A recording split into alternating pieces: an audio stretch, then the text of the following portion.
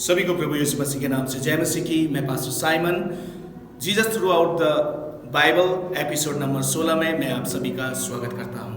आज हम book of Esther यानी कि पुस्तक जो है एस्तर की किताब से हम देखने वाले हैं कि प्रभु यीशु मसीह को एस्तर की पुस्तक में किस प्रकार से दर्शाया गया है। जब हम एस्तर के पुस्तक को जब हम अध्ययन करते हैं, वहां पर विशेषकर 4 पात्रों को पाते हैं। पहला राजा, एस्तर, मर्दकाय और हामान।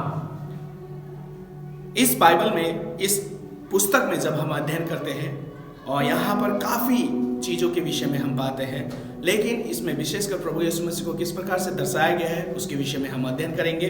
और जिस प्रकार से मैंने अध्ययन करके पाया है, जो विषय है मेरा आज का वो ये है कि हमसे सही व्यवहार रखने वाला प्रभु यीशु मसीह है। किस प्रकार से उसके विषय में मैं थोड़ा सा आप लोगों को बताना चाहता हूँ। विशेषकर जब हम यहूदी लोगों के विषय में जब हम देखते हैं, यहाँ पर एक हामान व्यक्ति है जो राजा के यहाँ पर काम करता है। वो पर्सनली जो है यहूदी लोगों को नापसंद किया करता था।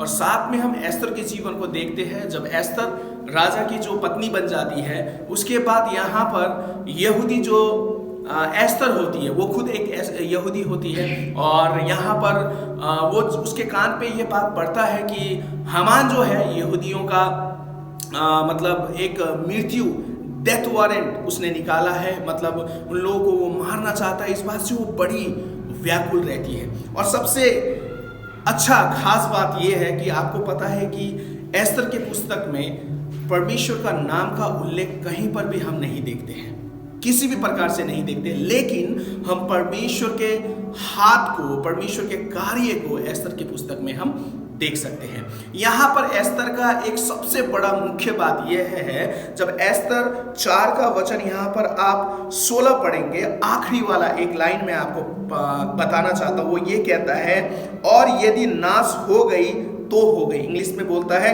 इफ आई पेरिश, यानी कि अगर मैं नाश भी हो गई तो हो गई। क्यों कह रही है एस्तर इस बात को लेकर? क्योंकि एस्तर जो है अपने लोगों से प्रेम करती है।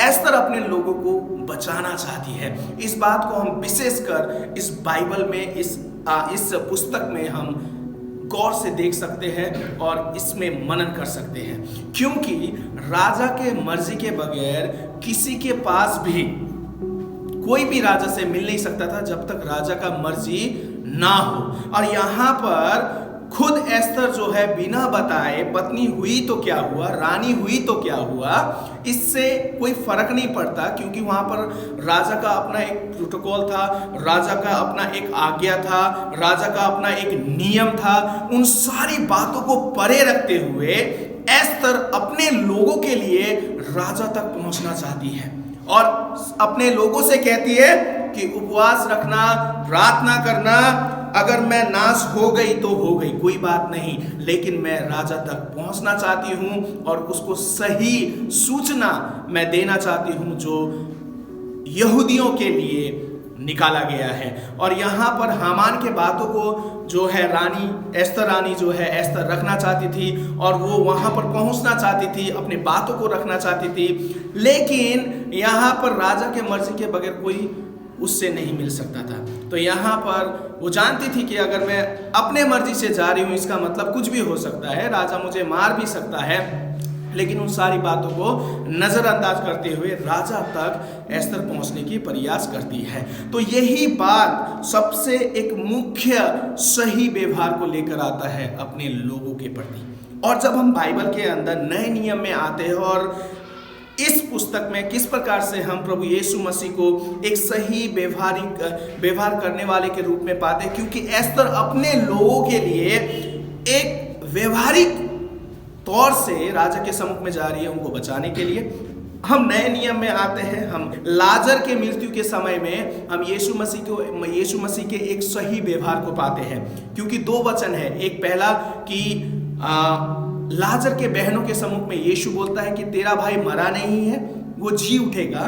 दूसरा हम देखते हैं कि यीशु वहां पर रोया है, और दूसरा क्रूस के पीड़ा के समय में हम डाकुओं के सम्मुख में, जब दोनों साइडों में जब डाकू होते हैं, बीच में प्रभु यीशु मसीह होता है, वहां पर भी एक प्रभु यीशु मसीह का सही व्यवहार, जब आप लूका रचित सुसमाचार 23 का 43 वचन पढ़ेंगे तो वहां पर पाएंगे प्रभु यीशु मसीह ने क्या बोला है एक डाकू को, तू आज ही मेरे साथ स्वर्ग में होगा।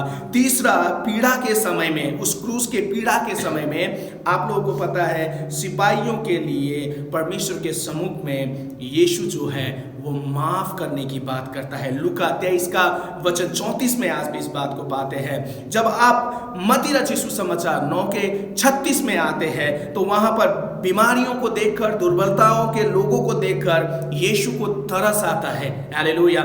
तो यहाँ पर भी एस्तर की पुस्तक में जब हम देखते हैं यीशु मसीह का कार्य, यीशु मसीह का जो एक व्यवहार, यीशु मसीह का एक तरीका हम एस्तर के जीवन से देख सकते हैं, जिस प्रकार से एस्तर अपने लोगों को बचाने के लिए उसने अपनी जान को आगे रखकर वो राजा तक पहुंचती है। और आखिरी में जब हम अध्ययन करते हैं एस्तर की पुस्तक में तो हामान दोषी पाया जाता है और हामान को फांसी की सजा उसके पूरे परिवार के साथ मिलता है। मेरे प्रियो, हम यीशु मसीह को एक सही व्यवहार के रूप में पाते हैं, जिसने अपने आप को हमारे लिए सूली पर चढ़ा दिया। तो हम इसे एक सही व्यवहार के रूप में पाते हैं। प्रभु आप सब लोगों को आशीष दे और आप सब लोगों को समझ में आया होगा कि एक सही व्यवहार रखने वाला हमारा प्रभु यीशु मसीह इस प्रकार से हम एस्तर के रूप में पाते हैं। प्रभु आप सब लोगों को आशीष दे। सभी को जय मसीह की।